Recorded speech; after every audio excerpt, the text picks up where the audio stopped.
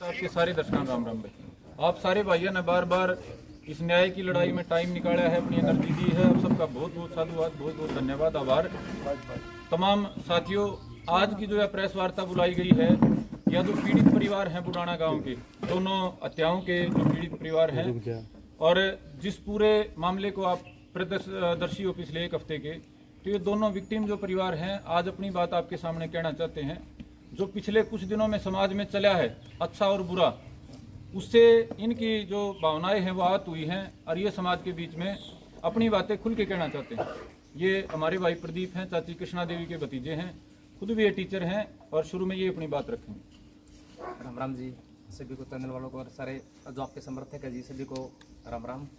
सभी का बहुत धन्यवाद। इस न्याय की लड़ाई के अंदर आप लोगों ने जो सहयोग किया है, छत्तीस बिरादरी सभी भाइयों का इसके अंदर बहुत बहुत धन्यवाद जी। सभी भाइयों को पता है जो हमारे गांव के अंदर इतना बड़ा ये हत्याकांड हुआ है जी, इससे बड़ा पाप मला का धरती पे तो हुआ भी कोई नहीं होगा भाई आज तक।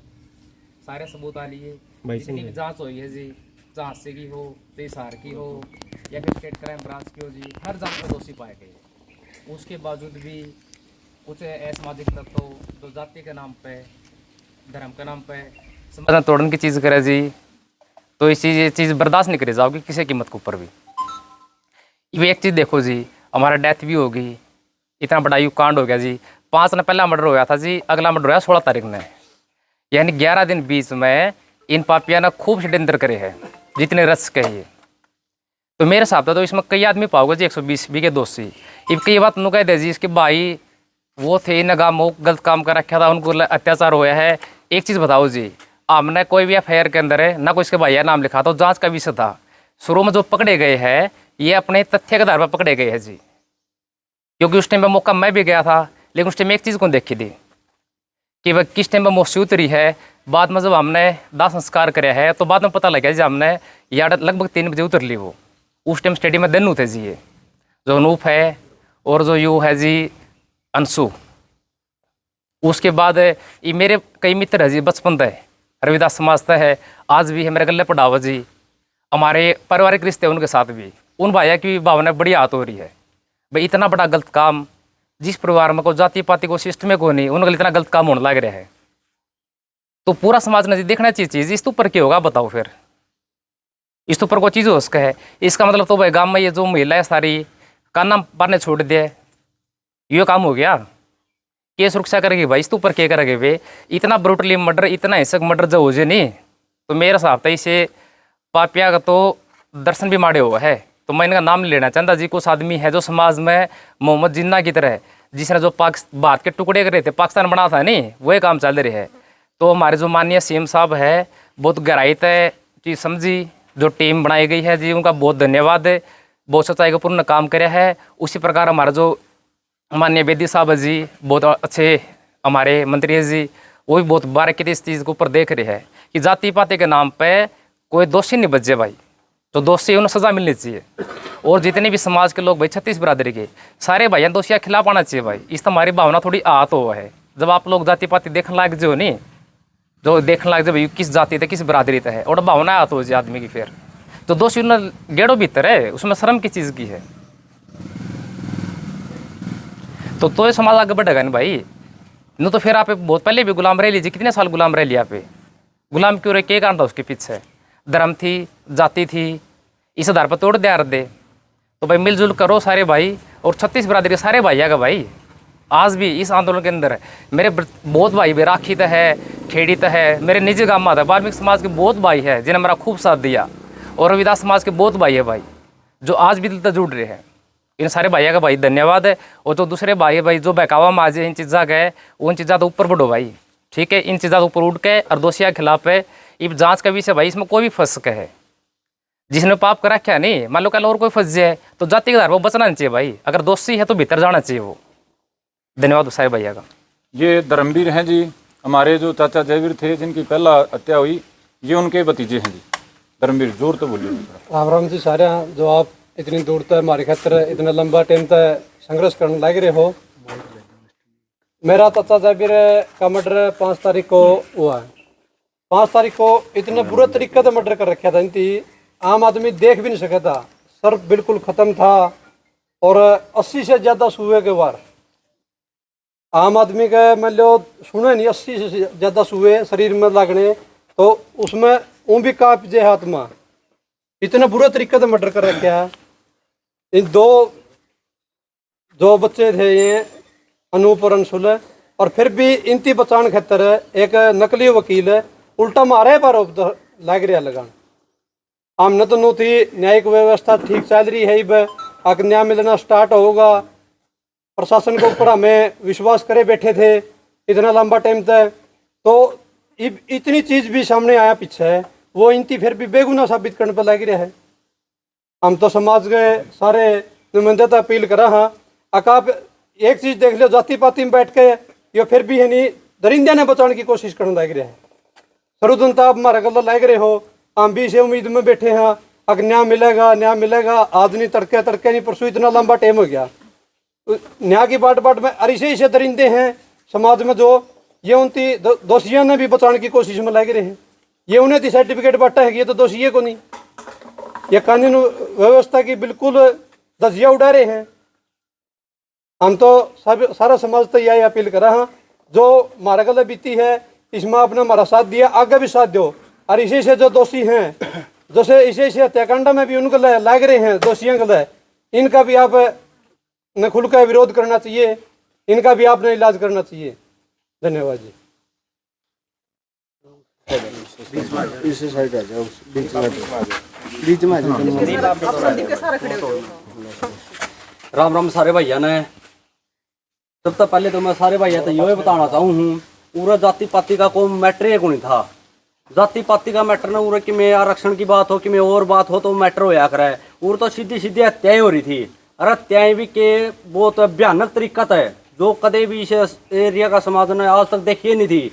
नु कुत्तिया की डाल मर मर के कट के कुत्तिया तो शौक ला दिए।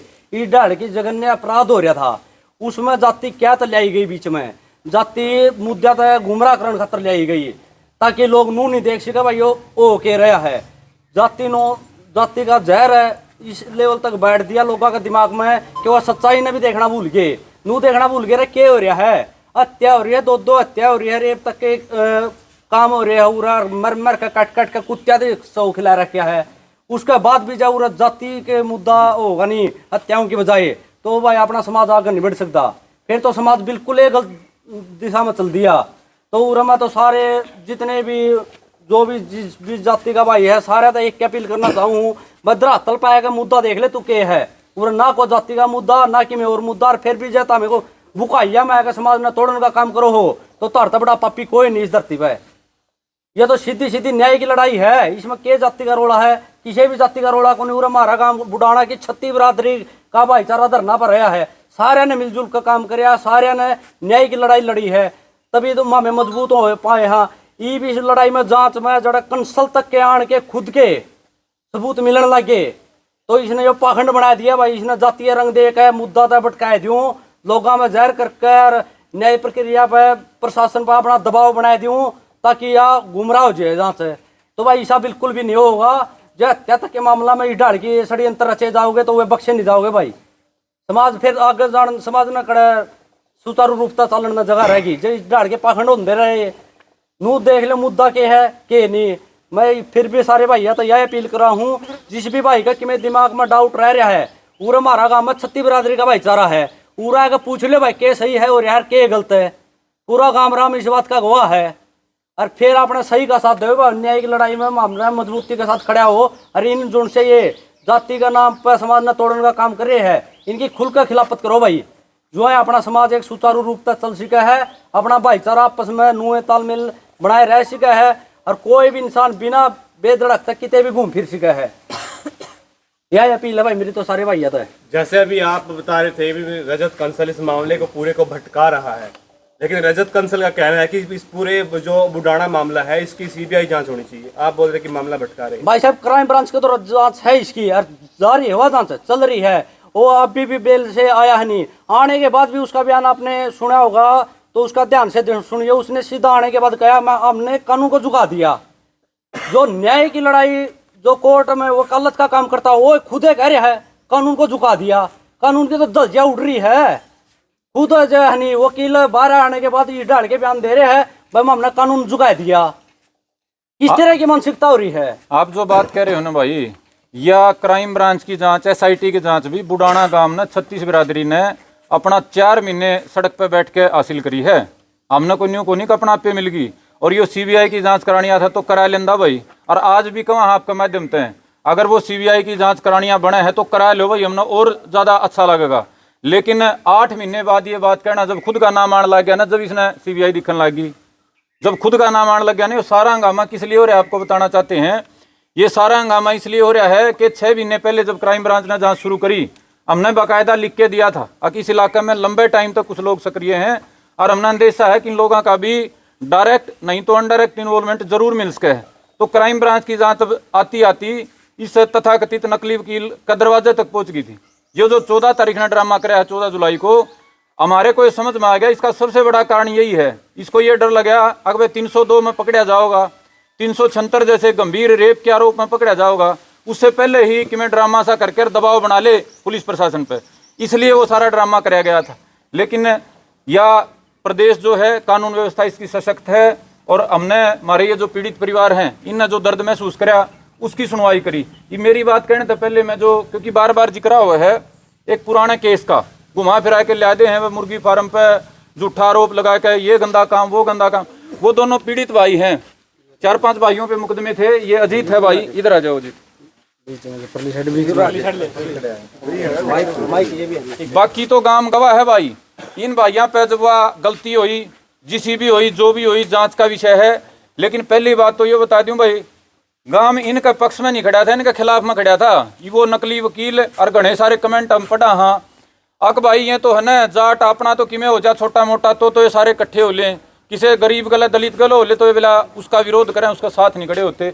ये जो 5-6 भाई जिन पर मुकदमा लगा था, जिसमें तय आधे से ज़्यादा धारा फर्जी पाई गई थी, बावजूद उसके गांव ने इनका साथ नहीं, इनकी खिलाफत करी थी। भाई तारा पे जितनी भी गलती हुई है तो हमने वो दंड भुगतना पड़ेगा, तारा साथ नहीं, हम तारे खिलाफ खड़े हैं। गांव इस बात का गवाह, 36 बरारी में पता कर उसको बताओ बजीत आपकी जो भी भीतर की बात। पहले तो राम राम जी सारे आपके दर्शकों और सारे पत्रकार साथियों ने। जो 2021 में मेरे पर SC एक्ट का मामला दर्ज होया था, उस SC एक्ट में सारा गांव बैठा भाई, इन पर पूछ लो। गांव मेरे गला लग गया था कि उनके गला लग गया। बार बार ये बात आऊँ बदली तंग गरीबा गला कि मैं गलत हुआ तो उसके गला गांव जाट नहीं लगते, जर्नल नहीं लगते। यो गांव बैठे इन पर पूछ ले, उनके लग गए थे कि मेरे गला लग गए थे। खिलाफ थे भाई इसका, हम पे खिलाफ मेरे खिलाफ सारा गांव था। हालांकि मैं गलत नहीं था, जो मेरे पर झूठे आरोप लगे। 4 साल हो गए मेरी सामाजिक बेइज्जती होने लग रही है, कोर्ट में बेइज्जती, सार्वजनिक मंचों में बेइज्जती। ये झूठे वकील और ये नंगड़ आदमी जो समाज के बार बार तोड़ना चाह रहे हैं, ये बार बार ये कहे नहीं बोले गरीबा को लाग दे। यो गांव पर पूछ लो सारा बुढ़ाना में सत्ती जाती पर मेरे गले क्यों रही है और गांव किस गल लग गया था भाई। और एक बात और भाई, जो तो 14 जुलाई ने बोलिया था इनने माया देवी का दाणका ने मर्डर नहीं कराया भाई, उनके घर आए ना प्रॉपर्टी विवाद में खुद मार दिए। और एक और बात, मेरे पे एलिगेशन लगाए थे 2 साल पहले, केस चार्ज लगने तक पहले मेरे पे जो 5-6 एलिगेशन गलत थे, अपहरण का था, 377 का था, जो भी डंडा देने का था, ये लगा रखे थे, वो 2 साल पहले टूट चुके हैं कोर्ट में। सारे सबूत हमारा हाथ में है। फिलहाल में 3 केस रह रहे SC एक्ट और मारपीट का वैसे, और वो भी झूठे हैं। जो खुद कितने बाइक पर पड़ के चोट लग रही थी, हमारे मामले हाथापाई हुई थी, जब जाकर 5 दिन पहले मेरे खिलाफ केस कराया था। ये सारा सर्व समाज ने, बुद्धिजीवियों ने यह सोचनी चाहिए कि समाज किस दिशा में जा रहा है। बार बार ये जो एलिगेशन लगा रहे हैं, हम भी भाई कानून की सहायता ले गए, इस पर मानहानि का दावा ठोकेंगे। मेरी बार बार सामने बेइज्जती होने लग रही। और सारा समाज तय, सर्व समाज तो यही विनती है भाई, सही के साथ खड़े हो। रेपिस्ट और मर्डर वालों के खिलाफ ना खड़े होकर सही और गलत के साथ खड़े। आपने ये सारे हमारे पीड़ित भाई हैं भाई, ये सामने इसलिए करे हैं, 7-8 महीने पहले बड़े विस्तार से समाज में चर्चा चली थी हर बात की। लेकिन चूंकि समाज की यह मेमोरी कमज़ोर हो रही है, 2-3 दिन पहले जो चल रहा है वो याद रहे, इसलिए मेमोरी आपकी रिफ्रेश करी है समाज के तमाम बुद्धिजीवियों। आपने अंदाजा हो जाए कि जगन्य कांड होया था। ऐसा कौन था, थप्पड़ चिट्टू का मामला था और उसके पक्ष में ये वकील खड़ा था और हम चुपचाप घर चले जाते। भाई जानवरों की तरह से 2 हत्याएं हुई थी और ये भाई बताना भूल गए, बिना किसी दुश्मनी के, बिना किसी पहले की लड़ाई के, जैसे पशु को मारा जाता है वैसे मार दिए गए थे। 80 सुए किसने कहा भाई, 80 सुए तो जानवर के भी नहीं मार सकता कोई। किस लेवल के कसाई मानसिकता के लोग होंगे। और दूसरा जो मर्डर कराया गया, लाश भी नहीं दी गई हमारे को, तो हमारी जो चाची थी, लाश को भी कुत्तों को खिला दिया काट के। ये कभी आपने मुगलों के ज़माने के सुना होगा, विदेशी हमला रहा करते, काट के खाया करते, तो काट के कुत्तों को खिला दिया गया था। इतने जघन्य हत्याकांड में जिसके खिलाफ जांच चल रही है, इसके ये जो वकील है इसके खिलाफ क्राइम ब्रांच की जांच चल रही है, मैं दोहरा रहा हूँ मेरी बात को। उस जांच में ये दोषी पाएगा ना पाएगा अगली बात है, लेकिन जिसके खिलाफ बलात्कार और हत्या जैसे संगीन इल्जाम में स्टेट की सबसे बड़ी एजेंसी जांच कर रही हो, वो अपने बराबर में जिसके खिलाफ आरोप साबित हो चुके हैं, जिसके बेटे के खिलाफ डीएनए जांच के एफएसएल के सैंपल आ चुके हैं, जो खुद जेल में 302 376 के मुकदमे में बेल पे है, उसको साथ में खड़ा होके ये जो वहाँ इसने ढकोसला कराया, इससे वह इन परिवारों की भावनाएं याद थी और उसी का नतीजा है ये शाप से दिया उसने। इनके अंतरात्मा की जो पुकार निकली है, जो दर्द इनके भीतर था वो निकला है। अरे खुद की चाची ताई माता को जिसने ये सोच के संतुष्टि कर ली, वह गांव राम ने न्याय दुआ दिया संघर्ष करके, लड़ाई लड़के, उन्हें दोबारा फिर मरना पड़ा है। एक मौत तो आज जब हुई थी पिछले साल नवंबर में, और दोबारा इन खातर तो दोबारा फिर हुई, वो सारी मेमोरी दोबारा जिंदा कर दी उस आदमी ने। तो इन परिवारों का वे दर्द समाज तक पहुंचे और समाज इन बातों पर सोचे, विशेष तौर पर हमारा दलित भाईचारा सोचे कि एक आदमी जिसने आज तक सिर्फ गांव उजाड़न का काम कराया है, बार बार ये दावे करे है ना हमने फलानी लड़ाई लड़ी, दखड़ी लड़ाई लड़ी, के लड़ाई लड़ी मिर्चपुर में, लड़ाई तो कानून ने अपनी लड़ी, कानून ने जो सजा देनी थी दी, लेकिन उनने भाइया ने अपना गांव छोड़ा इस बेवकूफ आदमी कहने के कारण। इस नकली वकील ने सिर्फ लोगों के गांव छुटाए हैं, बकाए के हैं। वह जो मिर्चपुर वाले भाई थे आज लग भी उनका बसेबा नहीं हुआ है इस एक आदमी की वजह से। बाटला में के तमाशा कर रखा है, 8 साल तक उन भाइयों का नू नहीं तसल्ली हुआ, किस गांव में रहेंगे, कड़ा उनके बालक पढ़ेंगे, के करेंगे। बाटला इसने उजाड़ा, मिर्चपुर के वाल्मीकि भाइयों का इसने जीवन खराब कराया, बगाना में इसने सैकड़ों भाइयों की, दलित भाइयों का जीवन खराब कराया, जाने के भाई इसने मुकदमे भी लगवा दिए जाना पे, अरे यो खुद लुक रहा है और जाने वाले भाइयों का भी गांव छुटा रखा है। यो कौन सी समाज सेवा है भाई? भाईचारा का नाश करनिया, गामा न उजाड़निया, आपस में लोगों के लठ बजवानिया, यो आदमी समाज का हितैषी नहीं हो सकता। और आज किया प्रेस कॉन्फ्रेंस, क्योंकि बहुत तरह के लोग लाग जाए कहने मिलाए तो फलाना राजनीति, दखड़ी राजनीति, जाट दलित का हमारा खातर ये आखिरी प्रेस कॉन्फ्रेंस है। आप भाइयों के माध्यम से समाज से ये कुछ सवाल इन भाइयों ने पूछे, कुछ हम पूछना चाह रहे हैं। दलित भाईचारा तो पूछा हाँ, अकबर हत्या जैसे, इस रेप जैसे गंभीर अपराध में अगर जाति देख के तुम सही और गलत का फैसला करोगे तो ये बता दो हरियाणा में जंगल राज आने में कितना टाइम रह जाएगा, हरियाणा का बिहार बनने में कितना टाइम रह जाएगा। बिहार में कुछ साल पहले, लगभग 15 से 20 साल पहले जाति के नाम पे सेना बनने लगी थी। जाति के 20-30 गुंडे इकट्ठे होंगे, कोई फलानी सेना, कोई दखड़ी सेना, अपनी अपनी जातियों के नाम से, और वो मारा करते किसको? वो विरोधी को, दुश्मन को नहीं मारा करते, दूसरी जाति के गरीब को, कमजोर को, जो फंस गया उसको मारा करते। सैकड़ों हत्याएं हुई बिहार में जाति के नाम पे, जातिवादी सेनाओं द्वारा। लेकिन उसका परिणाम आज क्या है? आज बिहार को कर लगली एक भी गुंडा नहीं रह रहा है जाति के नाम पे, सारे अपना अपना पुंजड़ दाब गए। लेकिन वो जो दौर था, उस दौर में सैकड़ों गरीबों को अपनी जान देनी पड़ी। और ये जो वकील है, इस जैसे लोग जो जातिगत मानसिकता के तहत सीधम सीधा हत्यारों को बचाने का और खुद तक आती जांच को भटकाने का काम कर रहे हैं, ये वह हरियाणा को बिहार बनाना चाहते हैं। हमने आगे इनसे कुछ नहीं लेना देना, हमने आगे इनसे कोई फर्क नहीं। अगर ये हमारा इतना नुकसान करेंगे हमारा समाज के किसी भाई का, तो हम इतना करने जाना है भाई, वो कानूनी भी है, वो सामाजिक भी है। जिस भी तरह का ये आगे नुकसान करने का प्रयास करेंगे वैसा ही कई गुना करके वापस लौटावांगे। ये कानूनी नुकसान करो तो कानूनी, सामाजिक करो तो सामाजिक। लेकिन भाई हम इस लड़ाई ने चाहते हैं कि ये जाति पाति की ना बने, कानून व्यवस्था और न्याय की लड़ाई रहे। दूसरी बात भाई दलित समाज तो यह है कि ऐसे लोगों का यदि आप विरोध नहीं करोगे, और हम जैसे को विरोध करना पड़ेगा, खुद विक्टिम को विरोध करना पड़ेगा। अब दलित की परिभाषा तो ये है ना, जो कमजोर है, जिसके ऊपर अत्याचार हुआ है, जो दलित है, जो दबाया गया है, उसी को तो दलित बोलते हैं।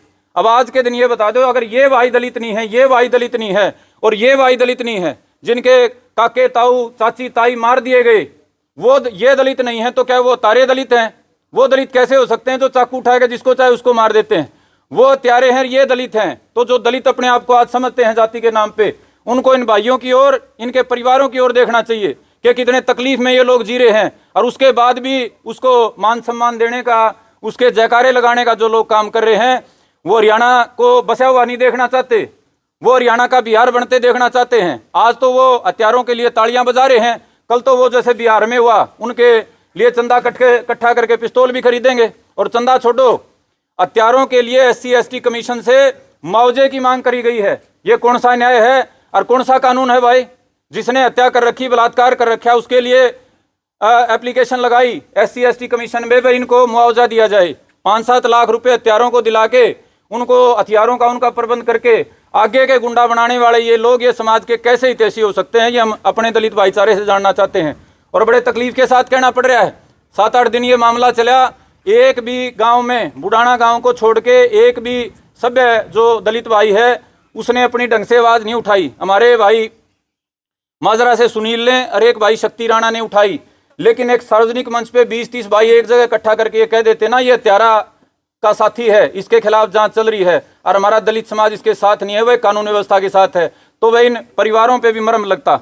लेकिन वह मरहम की बजाय इनके जख्मों पे नमक छिड़कने का काम कराया गया। और फिर भी हम अपील करना चाहते हैं तमाम दलित भाइयों से, अब जो कानून ने अपना शुरुआती काम करना था वो कर दिया, उस आदमी की जमानत होगी। लेकिन भाई ये जो आदमी है अगर ये भविष्य में कभी समाज का नुकसान करने का काम करेगा तो उसके खिलाफ हमारे को मजबूरी में फिर मैदान में आना पड़ेगा। उससे अच्छा यही है कि तमाम जो दलित भाई जो बार बार ये कह रहे थे कि भाई जाटों का और दलितों का तो पुराना भाईचारा है, किसान और मजदूर के बिना तो काम नहीं चलता, उन भाइयों को सार्वजनिक रूप से कहना चाहते हैं अपने इस गंदे आदमी को, समाज तोड़क, घर उजाड़ू और गांव उजाड़ो आदमी को अब अपने नियंत्रण में ले लेना। भाई ऐसा ना हो कि कल हमारे को फिर कोई कानूनी और सामाजिक कदम उठाना पड़े और फिर आप लोग ये को भाईचारा खराब कर दिया। बड़े विनम्रता से आप सभी दलित साथियों से हमारी अपील है कि भाई इस बीमारी को, इस कैंसर को जो पूरे समाज को खत्म करने का प्रयास कर रहा था, इसको घर की घर में सुधारना।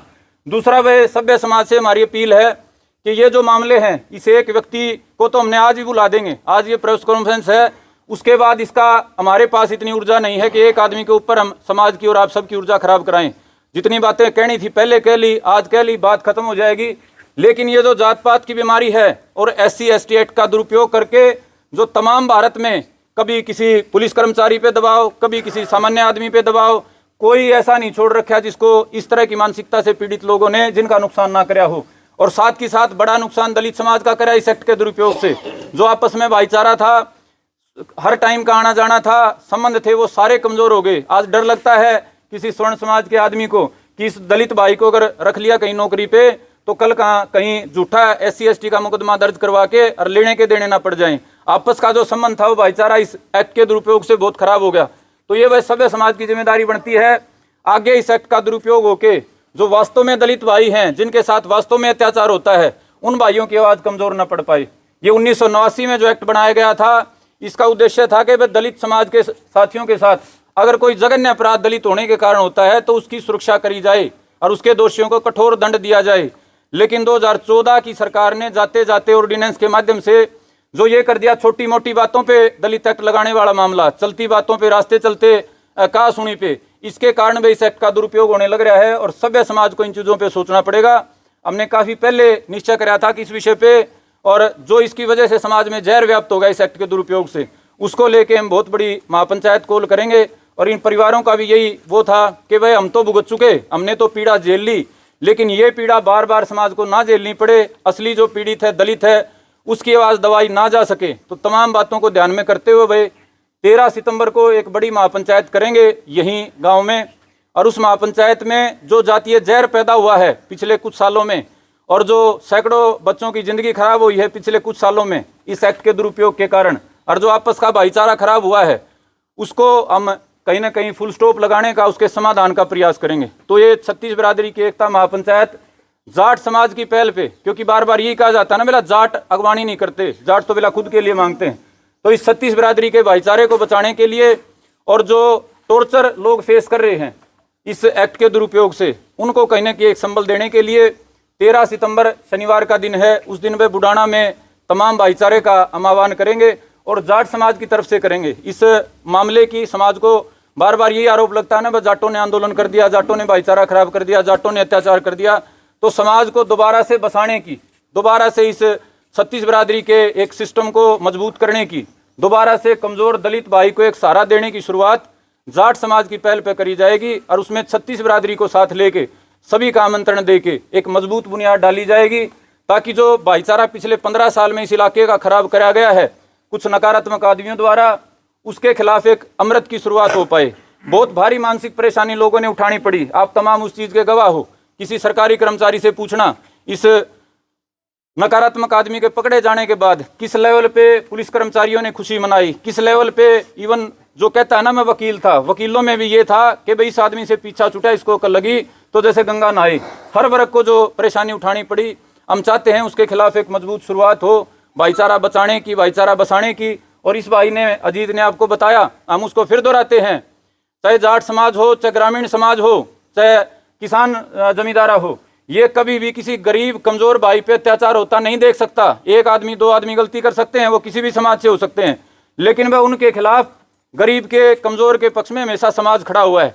ये जो 5-6 भाई थे जिन पे वो 2021 वाला मुकदमा था, आपके सामने इसलिए लाए हैं ताकि सभ्य समाज अपनी आंखों से देख ले। बुडाना गांव और इस इलाके में यदि किसी गरीब भाई ने ये कहा मेरे साथ गलत हुआ, चाहे वो साबित होया हो चाहे ना होया हो, इनके खिलाफ आरोप साबित नहीं हुए, 10 में से 8 आरोप झूठे पाए गए, लेकिन गांव फिर भी इनके खिलाफ खड़ा था। गांव फिर भी जो अपने आप को उस समय पीड़ित बता रहा था उसके साथ खड़ा था।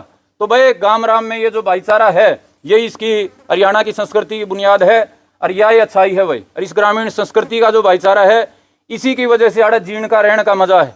शहरा में पड़ोसी नहीं जानता भाई, लेकिन इस भाईचारे को जो हम चाहते हैं कि दोबारा से ये खड़ा हो, मजबूत हो, और आप तमाम साथी इसमें हमारा सहयोग करेंगे, तमाम दर्शक साथी इस बात में हमारा सहयोग करेंगे।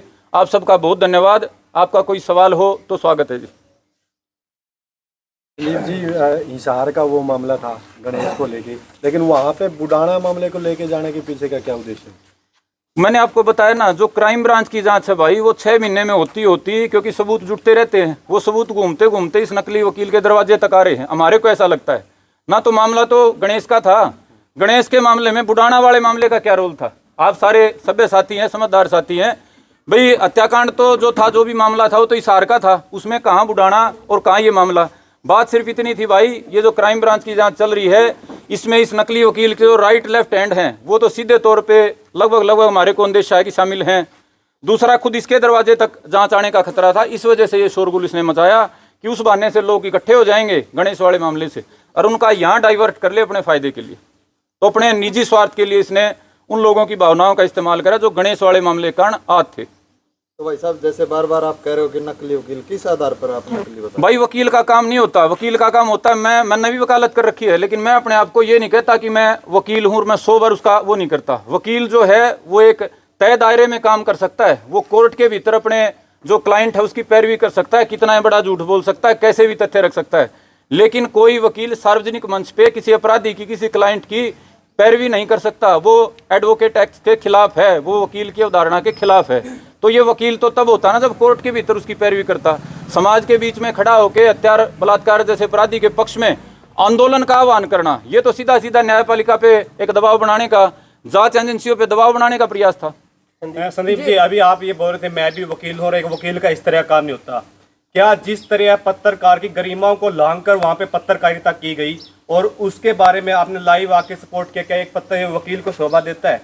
देखिए, मैं वकील के नाते तो अपना को निभा ही नहीं रहा। मैं काला दौड़ा पार के भी कोर्ट में आजीविका के लिए अपना काम नहीं चला रहा। मैंने अपनी वकालत पूरी कर रखी है दिल्ली यूनिवर्सिटी से, और उसके बाद मैं समाज के लिए लड़ाई लड़ रहा हूँ। मैं वकील एज ए प्रोफेशन नहीं है मेरा, आप मेरे को प्रोफेशनल वकील नहीं कह सकते। मेरी एजुकेशन है, मेरी एजुकेशन MBA की है, लेकिन मैं कहीं मैनेजर लग के वो काम नहीं कर रहा। एजुकेशन है मेरी भाई, जो एक वकील के लिए चाहिए होती है, वकालत कर रखी है इसको सीधी भाषा में। दूसरी बात, आपका जो सवाल है हमारे पत्रकार साथी के संबंध में, भाई सवाल पूछा था और सवाल पूछने की एक आजादी है। आप मेरे से सुनिए तो मैं जवाब दे रहा हूँ। आप घटिया से घटिया सवाल पूछ सकते हैं, ये आपका अधिकार है, ये आपके एजुकेशन को, आपके व्यक्तित्व को शो करता है। वो जवाब देना मेरा काम है। आपके घटिया सवाल का अगर मैं समर्थन नहीं करता, मैं उसको वहीं रोक सकता हूँ।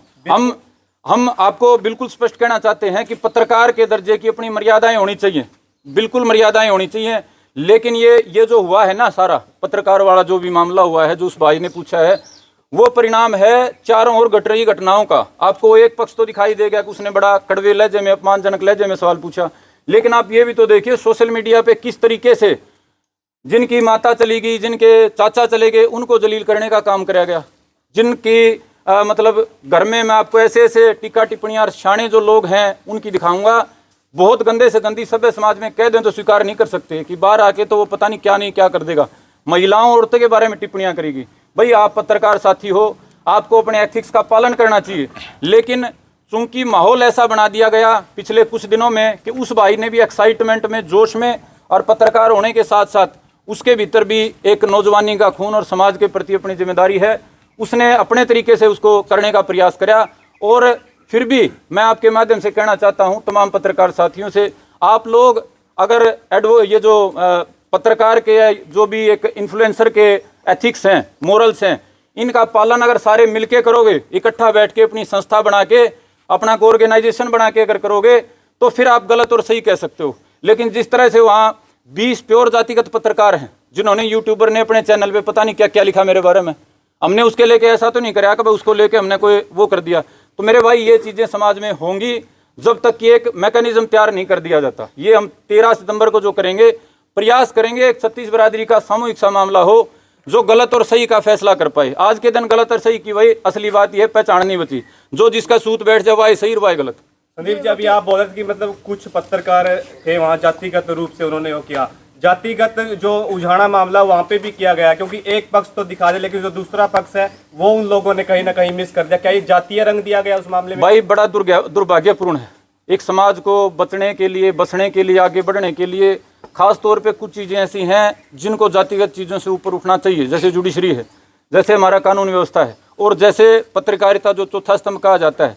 ये तो मानी तो जाती थी निष्पक्ष होगी, लेकिन ये दिखाई दे रहा है, चाहे इधर की बात कर लो चाहे उधर की, मैं आपकी बात पर मैं उसका विरोध नहीं करूंगा, असहमति नहीं जताऊंगा, ऐसा होने लग रहा है और ये दुर्भाग्यपूर्ण है भाई, और ये समाज के लिए घातक है। आप लोग इस धंधे में आगे हैं जो समाज को दिशा दिखाने वाला काम है, आप निजी के साथ साथ समाज के हित का भी काम करने लग रहे हैं, लेकिन उस समाज के हित के काम में यदि आप जातिगत मानसिकता सारे धारण कर लोगे कंपटीशन में कि ये कर रहा है तो मैं भी कर दूं, तो उसका समाज को नुकसान होगा, फायदा नहीं होगा। धन्यवाद जी, आप सभी का बहुत बहुत धन्यवाद।